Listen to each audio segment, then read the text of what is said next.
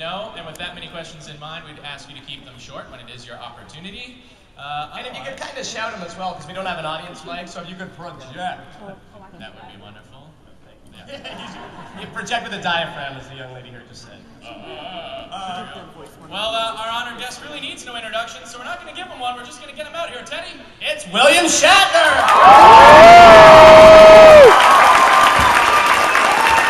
Wow, look at that! Oh, thank you. Hey, everybody. Woo! Oh my God. All from Canada, too. Wow. Oh yeah, and most of you from Toronto. That's it. And some of you from Yorkville. Hey, I used to live here. Are you kidding me? I love Toronto. I was driving up from the airport, and I just refreshed myself with Toronto. A lot of construction going on. That little church by Bloor and University there, what are they doing with it? There used to be a great restaurant right next to it. Is it still there? You guys don't know that. Anyway, I am just delighted to be back in Toronto. I'm telling you, every time I come here and the sun is shining, I'm amazed. Because the years I lived here, the best thing about Toronto was the road to Montreal.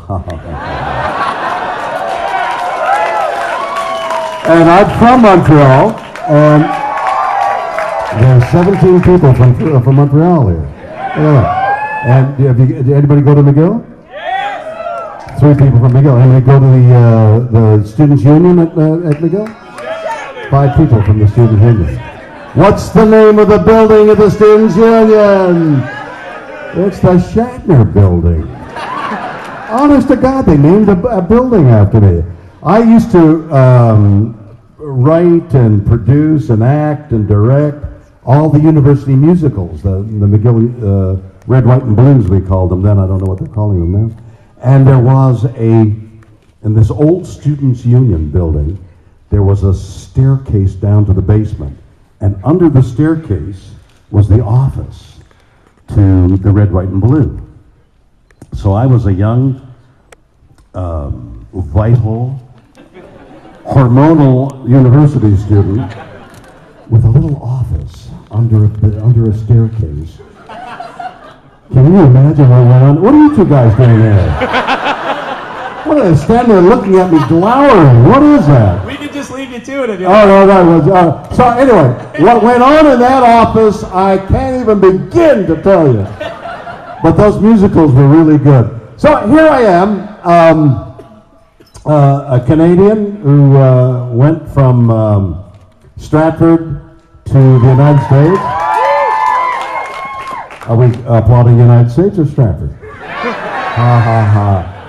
So I went down there and got onto some shows, and I did one show after another, and it all worked out. So here I am back again. But when I was in Los Angeles, struggling to find work, I used to think I could always come back to Toronto. Well, here I am. I'm here I'm going to be in front of you for a brief while, so I'll just ramble on for a few minutes, tell you some amusing things that have happened to me recently, and then I'll go to some questions, and then I'll ramble on, perhaps less amusingly. The first thing I can think of is total Canadiana. Is I was in the closing ceremonies of the Winter Olympics. You saw that? So I'm sure most of us here are Canadians, and so I can talk disparagingly of Canada, and we'll all know what I'm talking about. So when that thing in the opening ceremonies didn't come up, I thought, oh, Lord, no, not Canada. Gee whiz. You know, the Chinese had spent $40 billion on their Olympics, and they had 10,000 soldiers beating on drums. And I remember when they came to me and said, we'd like you to be in the closing ceremonies, I kept asking the guys who were being responsible for the opening and closing ceremonies, what are you going to do, the top $40 billion? I mean, Canada doesn't make $40 billion of the entire gross national product, and they spent that on the Olympics. What are we going to do? And they said, imagination. Hey, you can't beat imagination. You can't buy imagination. So now those pylons have to come up. Am I talking to the choir here? Do you guys know what I'm talking about? Okay, so 3 pylons come up, and the 4th pylon doesn't come up. And I see Wayne Gretzky, and I recognize the little beads of sweat on his. In acting terms, that's called flop sweat. Because I now know that he had an earpiece, and there was somebody in his ear saying, not now, Wayne, not yet, Wayne, wait, it's going to go up, wait, Wayne. It sounded like it needed a Viagra or something. Wait, Wayne, it'll come up in a second. And for 2.5 minutes, Wayne Gretzky waited to light the torch, and finally they decided it's not going to go up. First time it had a glitch. They must have tried it, I'm told now, 30, 40 times. It worked every time. But of course, on the air, so it didn't work. Now, that was horrible. I don't know about you guys, but I just shrank. Now it's the closing ceremonies. I'm in Vancouver, and I'm watching what they won't tell anybody what they're going to do. So I'm watching.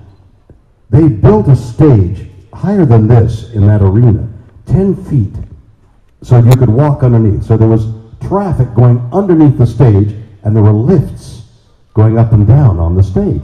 And there's all these people in that huge amphitheater, and then 4 billion people watching, okay?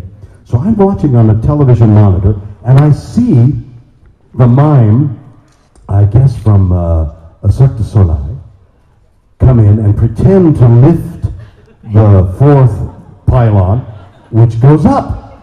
And I think, of course, that's Canada. Imagination. They planned the whole damn thing. It was great. Except I knew they hadn't planned it. So now I'm in this thing underneath, this bottom floor. There's this 10-foot ceiling, and I'm where I'm supposed to be, and I've got the ear thing in my ear, and Neil Young goes up the lift, and he plays his song, great song, and everybody loves it, and now he descends. And I hear, and I've been in rehearsal, so I've had a number of words to say, and I've rehearsed it a couple of times. But everybody's made me aware that there are 60,000 people in the arena, and 4 billion people watching, and what you don't want to do is forget the words. You don't want to forget the words. It was 60,000 people and 4 billion people watching. So what they do to prevent it is they put up a teleprompter on the little platform that I'm going up. So I hear the guy saying, put Shatner on the platform. So I get on the platform. The platform's a little bigger than this, and the teleprompter's right here. And I see a guy go like this.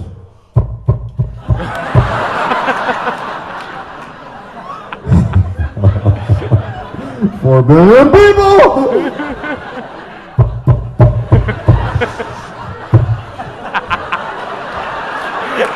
What's wrong with the teleprompter? The pylon didn't go up! What's wrong with the teleprompter? Put Shatner on the thing. I'm getting on the thing, and the guy is pounding on this thing, and finally the lift is going up, and I hear him go, it works! And I go up. I didn't need the teleprompter, but boy, I'll tell you, that was one terrible moment in Canada. There's a fun story apropos of that. So they came down to Los Angeles, the people who were running the show, and they said, here's the closing ceremony, here's what we'd like you to do, and I said, fine. And they said, you know, there's no money involved. I said, no, it's okay. And they said, well, we'll pay some of your expenses. So I said, well, I'd like to bring some of my family. They said, fine. So I brought 13 members of my family. So my daughters, their husbands, the children, everything, and we're in this hotel, and we would gather every meal around this large table, 13 members of my immediate family. So some guy sidles up to me in rehearsal and he says, you know, Bill, we have 4 tickets to the hockey game. And you know, and I had read this in the paper, in the Vancouver paper, they're going for $40,000 apiece. And we have 4 tickets for you. And that's because we love you.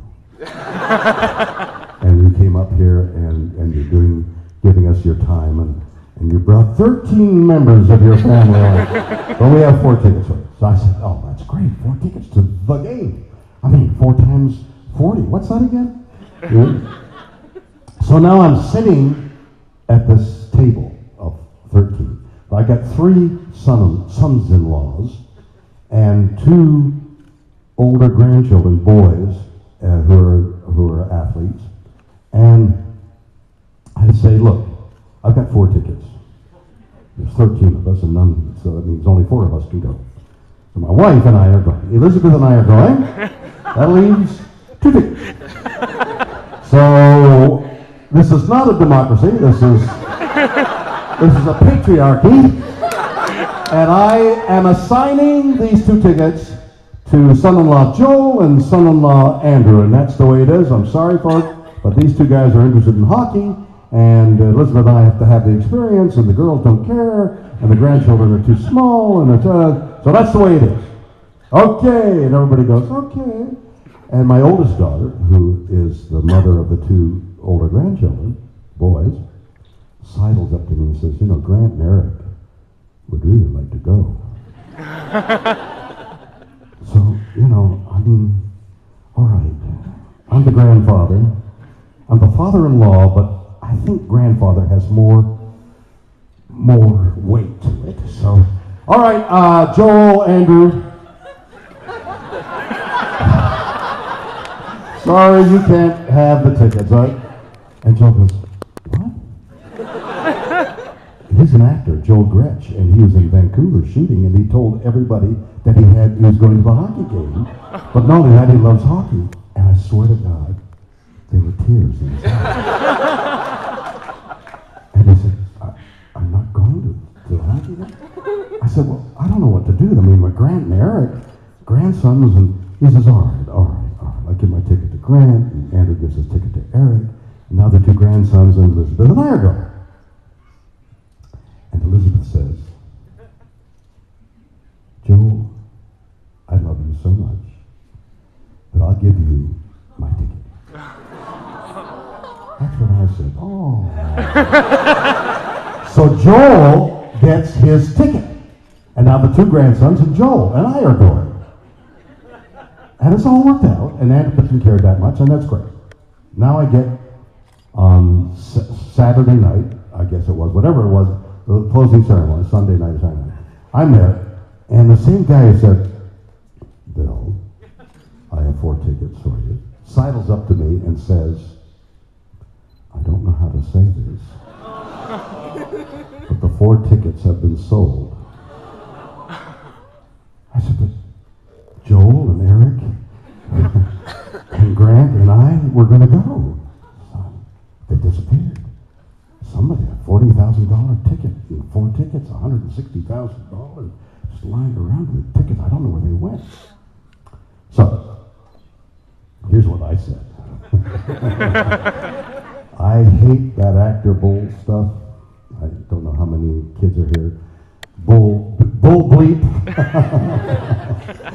I hate actor bull bleep, but I'm pulling some actor bull bleep here. Unless I get 4 tickets, I'm not going on.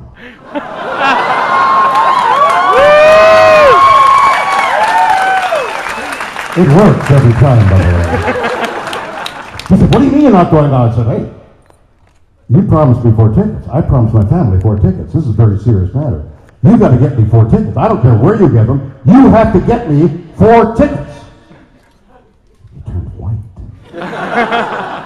And he sidled off. And some hours later, he sidled back and he said, Bill, because we love you, we have 3 tickets. So I'm thinking, all right, I have a fallback position. I'll give my ticket to Joel and I won't go. And I'm ready to do that when an hour later he sidles up and he says, Bill, we've got 3 more tickets. You mean you got me 6 tickets? Yes. Everybody went to the hockey game! But it's such a story of love in the family. We were so touched. It's like a legend in our family. We retell it every 6 months. All right, anybody got a question in my short time? I see a lady with a question. Hello. You've got a book there. Is it a Bible? Is it what? Perhaps to you. It's what? Perhaps to you. Perhaps to me. Throughout the weekend, many people have noticed me reading the best-selling series, Tech Wars. People have noticed you reading the Tech War series, yes.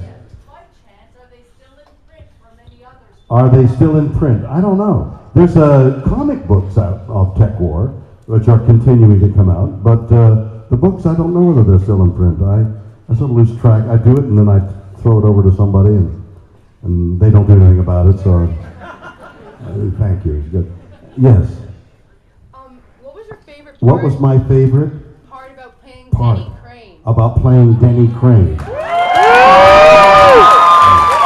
Oh, by the way, thank you. I'll answer that. By the way, I want you to know.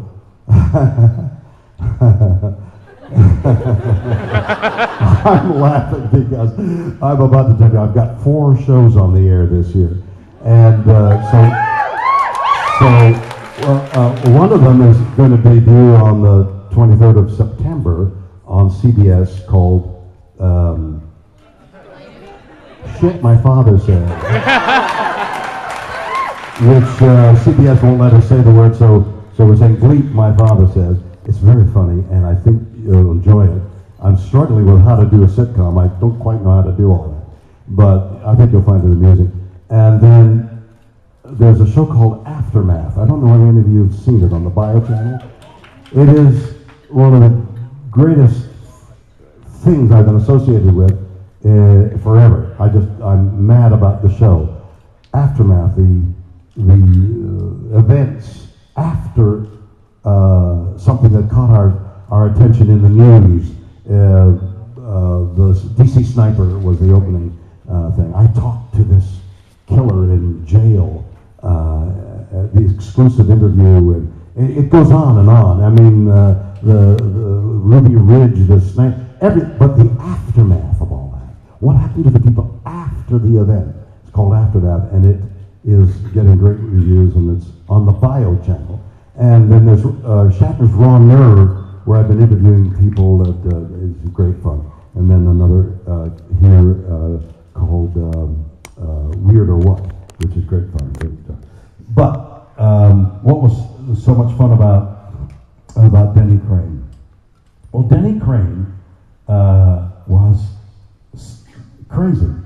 It was like a little bit of senility creeping in. He's valiantly trying to hold on to his sanity, which I identify with entirely. And so you could do anything, and it would be permissible. I mean, you could stand on one leg and talk. For example, every so often, for the 4.5 years that we did it, I would be asked to say something like, we'd be talking, what are you guys doing there? You're wondering the same thing. It's funny. So I'd be talking and I'd say, no, where are you going? Stay right here. I'm in Vegas. I'd say, so that's a pink tie and cue the music. Exactly. What is this line? Cue the music? What is that? How do I say cue the music? Do I say it to the pink tie? What do I say? How do we do cue the music? And that went on. You know, do I make my entrance here? And lines like that take you right out of. And I kept asking the director and people, do you get any idea how to do this? They wouldn't have any more idea than I, so I'd just say it somewhere. On the second to last show, David E. Kelly, this genius writer, producer, wrote a line. And this is what I think he thought of 4.5 years later. I say to somebody, you know, I lead my life like I was on a television show. But of course, it explains everything. You know, how's my makeup? You know, that kind of thing. Doesn't matter. I lead my life like I'm on a television show. Had he said it 4 years earlier, I would have known how to play it.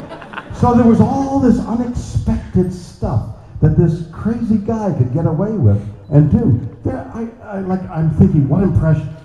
They had a needle sticking out of my forehead. You remember that? Where they did Botox and I jumped up for some reason, and the needle for the Botox was still sticking in my forehead. I walked around with a needle in my head, wondering, hello, and there's this needle there. It's absolutely absurd and almost unreal, and yet the unreality became a reality. So that was the great fun about whatever we're talking about.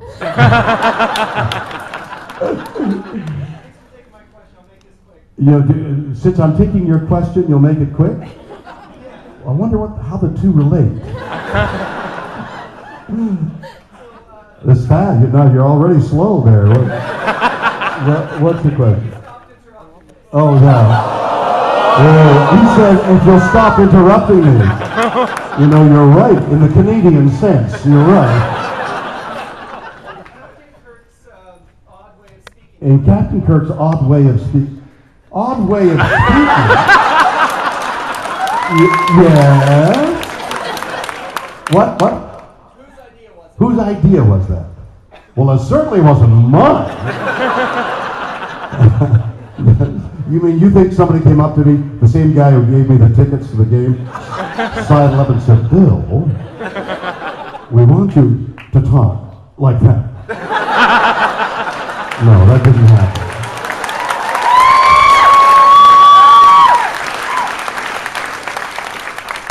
I kept asking during the years before that. Do you remember the actor Jimmy Stewart? I mean, I'm talking to the host. All right, so he'd go like this. No, I got a better. Edward G. Robinson. Edward G. Robinson in those old movies. I got to meet him late in his career. He'd go like this.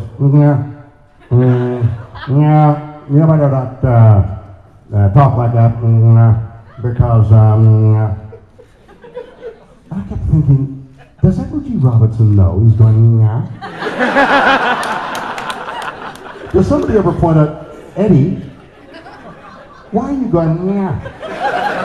And he would say, you mean I go, yeah? Yeah, I don't do yeah. So, the speech pattern to which you so gallantly point at probably happened because I was trying to remember 10 pages of dialogue every day.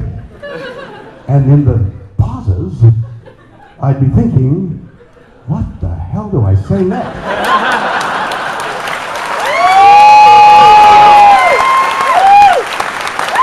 A question from the left. Or is it the right? Yes, sir. Hi. You're from where? Where? Montreal. I know Montreal. What was it like growing up in Montreal? And when did I know I wanted to become an actor? I tell you, Montreal, well, Canada is the great country. And I mean that seriously. All these wonderful Canadian cities it is tangibly different here than anywhere else in the world. From the moment you step off an airplane and enter Canada, it is tangibly, tactilely different than any place else. And I have such a sense of warmth coming back to Canada because Canadians are different. And so it is in Montreal with the streets that remind me of my childhood. NDG. Exactly. But the thing I remember most about growing up in Montreal was the amount of snow that was there. We don't have that, at least from the time I go back to Montreal. I don't see the drifts that used to be piled up on the streets and the sidewalk shoveled, you'd have mounds higher than 6 feet. People couldn't see over them, and the kids like me would tunnel underneath them. We tunneled through the sidewalk things until they invented that rotary machine that would spew, you know, so that they would chew up numbers of children and spit them out somewhere there. So they finally issued a law that you couldn't tunnel, or else then the snow stopped coming, and there's less snow. Do you find that? There's less snow. It's only 6 feet high now. It's only 6 feet high instead of 16. Yeah, and it only lasts 9 months instead of 10. I understand. And when did I know that I wanted to be an actor? I think it was probably at a camp play where I was 6 or 7 years of age, and I had to say something to another camper who was playing a dog. And I said, like, goodbye. And I've forgotten what it is, but it was in the context. All the mothers and fathers of the camp play were there. And something touched them, that audience. They started to cry, the audience. I remember saying, goodbye. Holy cats, look at that. Look what I've done. I got power here. And then my dad would pick me up and said, here's my boy Bill. And he made them people cry. And I think I was off to the races at that moment. Yes, sir. Why did you only make 2 seasons of... Why did I make only 2 seasons of what? TJ Hooker. Did you say TJ Hooker? There were 5 seasons of TJ Hooker. You only saw 2. You watched 2 seasons and then watched something else. I continued on as the ratings went down because he turned out.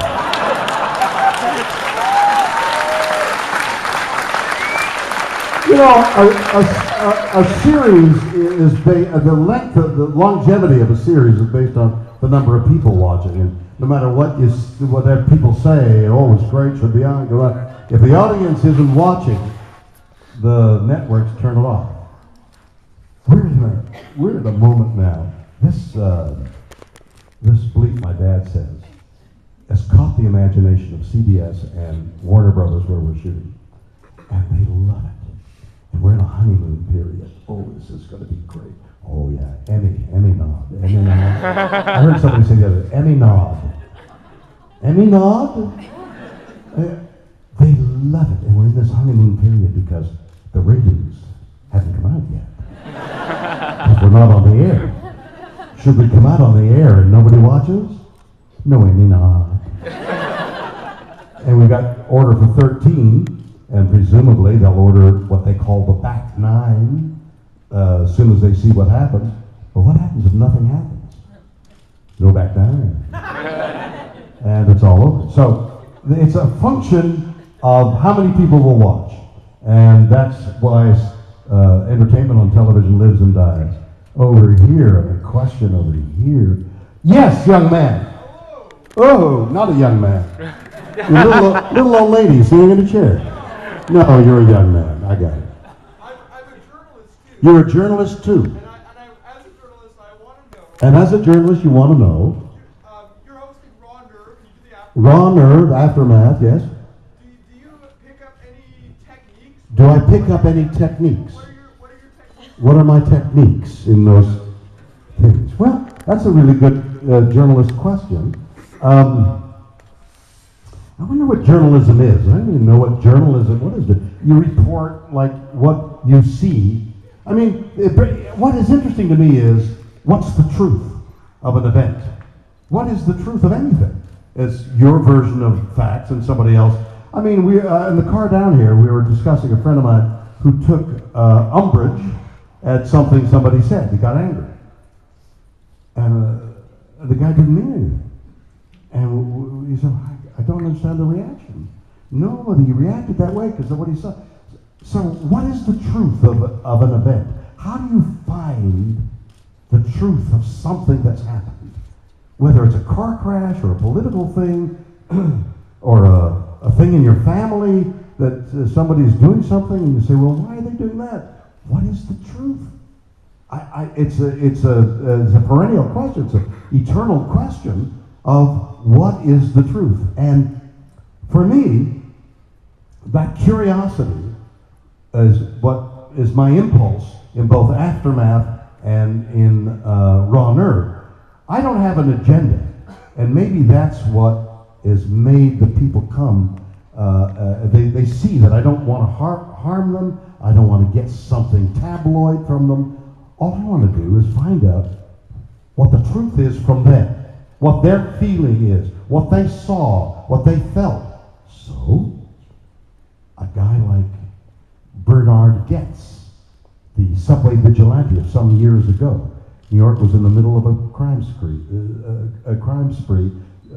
20 years ago, something like that.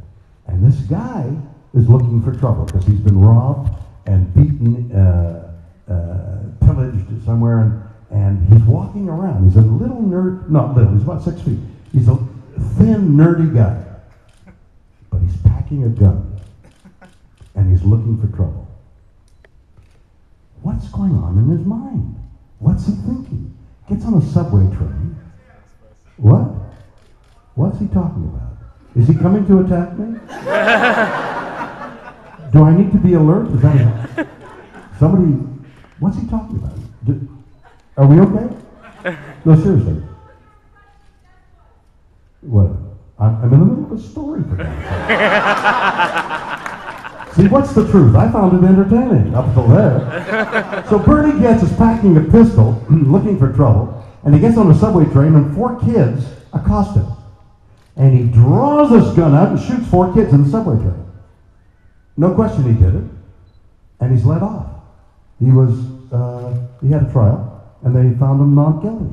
Until 10 years later, when a civil suit was brought against him, he was found guilty, he had to pay a fine, said I'm bankrupt, and didn't pay the fine. On the program that's been broadcast now, but it'll be repeated, he shows me what a fast draw is, and he tries several times. I haven't practiced in a long time. We provided him with a fake gun, and he's trying to draw the gun and show me how he shoots 4 people, and what you're thinking, what you're seeing, how you're feeling, what you squat, and what the people are doing, what the reaction is, and he hears the sounds. Well, that's the truth for him. Of course, the kids lying down on the ground with bullet holes in them is a whole other truth. So that's my form of journalism. Okay? Yes. First of all, where are you coming towards me? You know what? You want to get a good look? well, I can't withstand a good look. A cursory look is okay for me. What? And don't curse me too hard. What? Anyway. Fantastic to finally meet me. And what's your question? Up till now, I haven't heard a question. All right, for my son who couldn't make it. For your son, what? My son Who couldn't make it, yes. But he's your biggest fan. Okay. He walks around with your Star Trek books. Well, your son walks around with my Star Trek book. I'd get him help immediately. Anyway, now Yeah. I know with The dialogue. But he talks like But he talks like what? when he's reading the books, he talks like you. He talks like me. You mean the I don't do that. He's just copying you. Yes, But you're actually trying to remember your lines. that's right. I'm trying to remember my lines, and he's talking like me.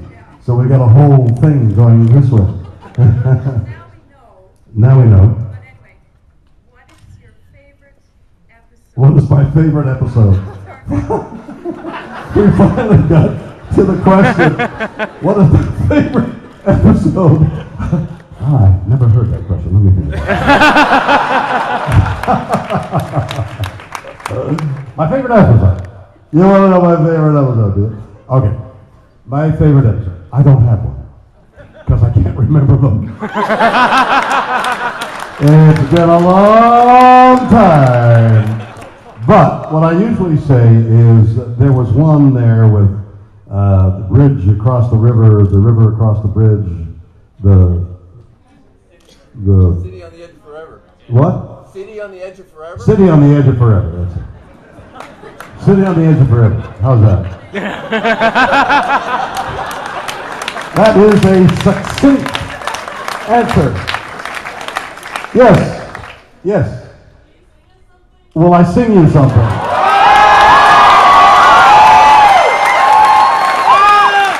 Yeah.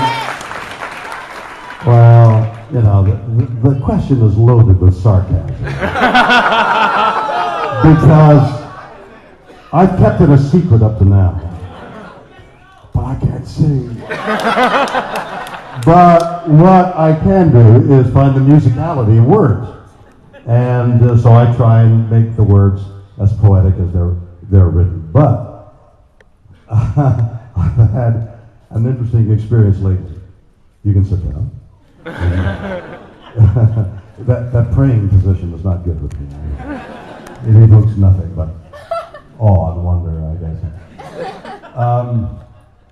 I was asked by a record company to do another record, and you know, I know that you know that I know that I can't sing. I wish I could. I mean, I took singing lessons at school and all that kind of thing. For a while there, I was getting a little bit more musicality, and I could reach the notes. We call it solfeggio, where you read the music. But I stopped that, and then I couldn't do it. Okay. But I love the drama of some of these songs. So the guy says to me, we'd like you to make a record. And I said, well, I'd like to do a record. And with all these things I'm doing, I could get that in there. And he hands me a sheet of lyrics, 20 songs, and I read them. They're all science fiction songs. And I say to him later, it's all science fiction. I don't want to do science fiction. I'm into something else now. And he says, yeah, but you know, science fiction and you and I said, no, I don't want to do that. So I'm on the phone and I'm looking at I'm wondering whether I should tell you what the theme is because it's such a good idea, but what the hell? Nobody else would do it because they don't dare. So I'm looking at the songs he's handed me, and there's 6 of them about Major Tom. Remember, you know, hey, Major Tom, you know that song? Sing it. Somebody sing. Major Tom, ground control to Major Tom. Okay, so you know ground control to Major Tom, whatever, and he gets out, and there's an explosion, and he's out in space, and he's looking down, and where's Major Tom, and all that. There's 6, 7 songs about where's Major Tom. Not only that, you could fit other songs into what Major Tom is doing, like Bohemian Rhapsody. And I laid down a track of Bohemian Rhapsody with that guitar solo, and you know what I'm talking about? Why are you laughing at the ring, brang, brang? And it could be phenomenal. So another guy calls back. He says, well, we like the idea, but we don't want to do that. So I'm in the middle of searching for somebody to record that, to help me do the song. Help me do the album called Seeking Major Tom. Okay. Someone's supposed to flash me a sign at 5 minutes or no. No sign? No sign. No sign? No sign. Okay. We're still continuing on. Sir. How was it like working with Futurama? What was it like working with Futurama? Futurama.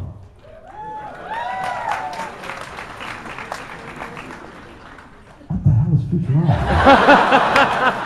I mean, I'm sure it was fun, but what was Futurama? The cartoon that's made by the creators of The Simpsons. The cartoon made by the creators of the Simpsons. They did a comeback episode. Where they did a comeback episode.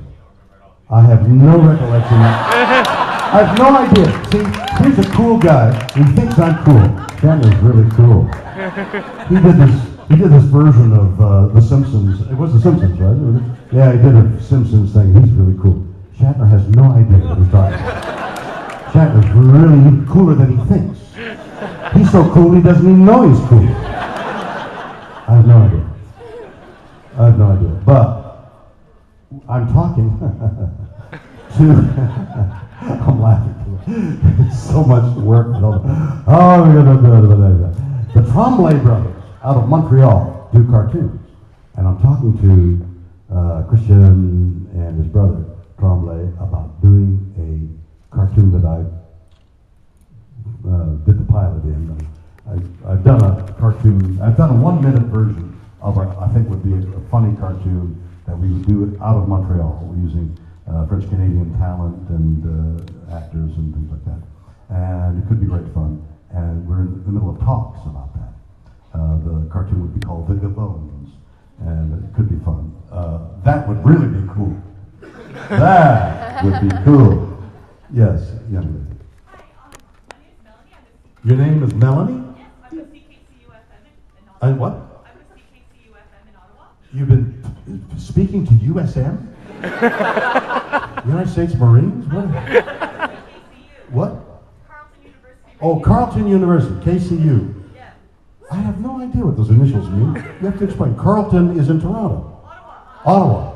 Ottawa University, Carleton, on Carleton Street. Yeah. Okay, so you were speaking to them? No, I'm a reporter. You work for them? Volunteer.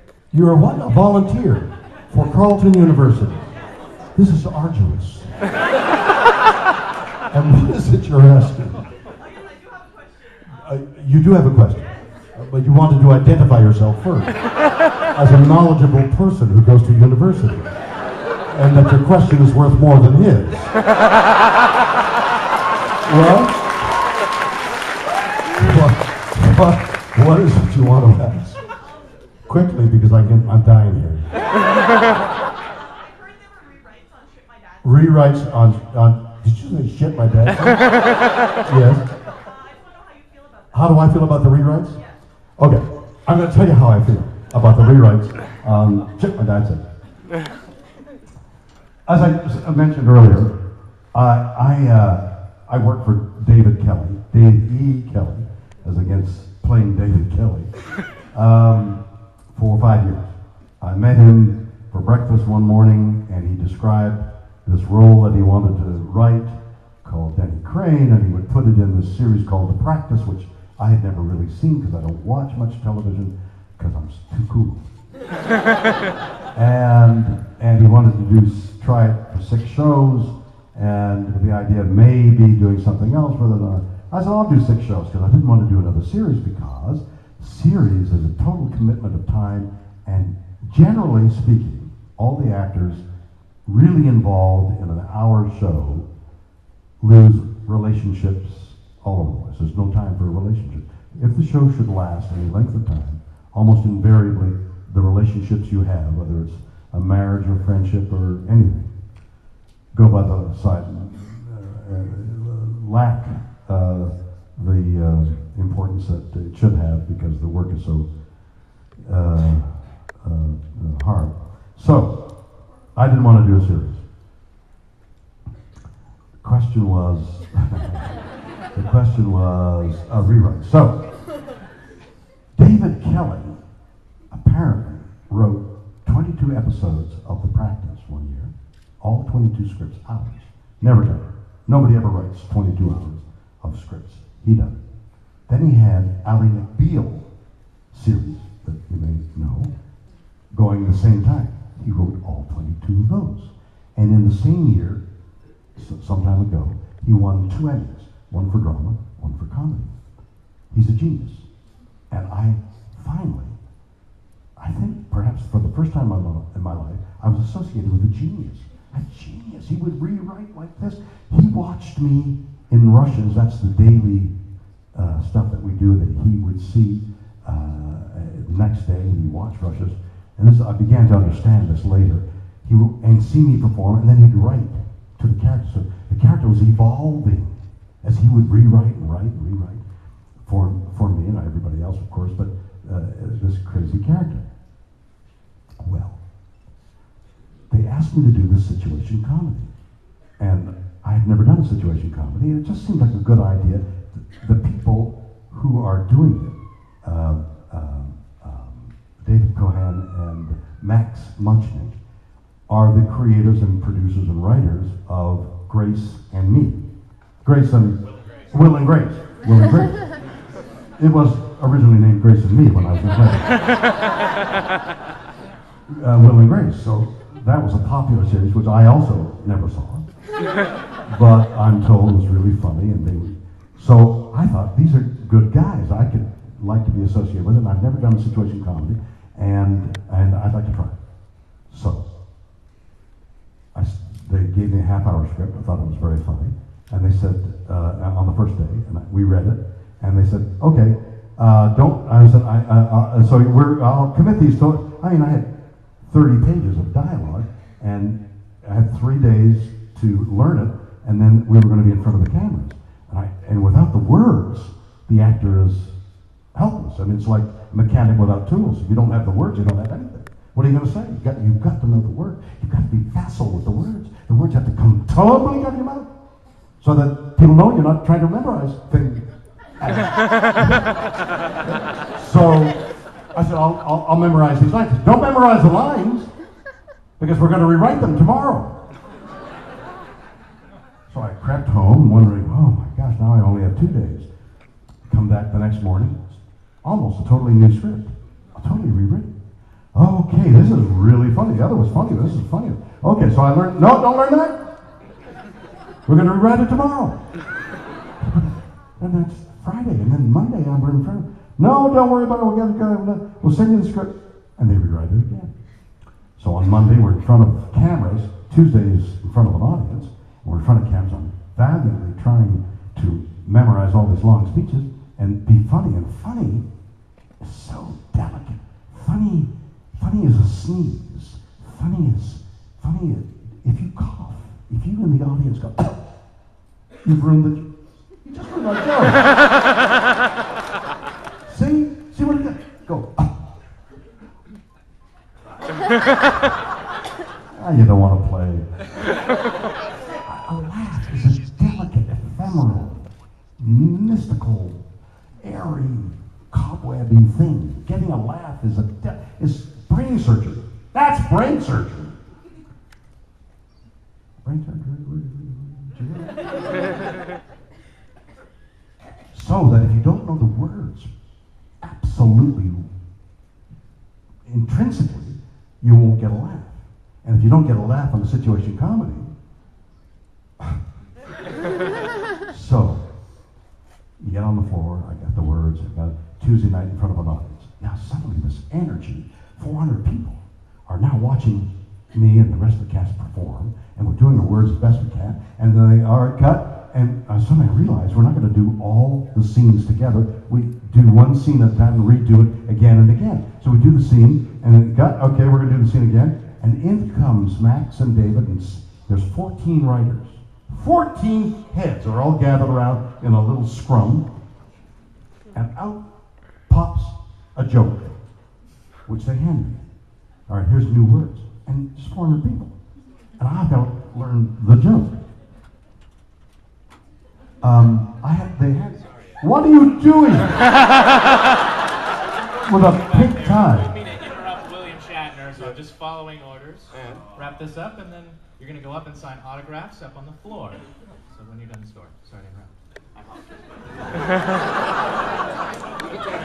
We can take it.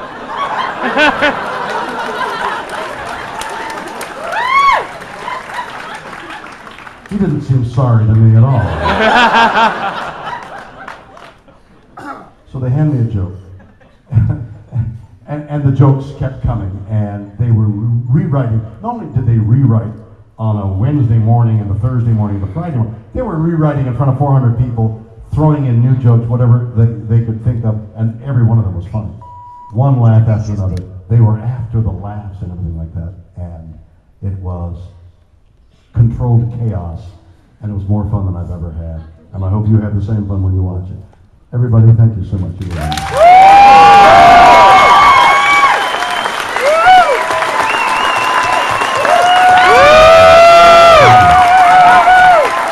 you, Canada.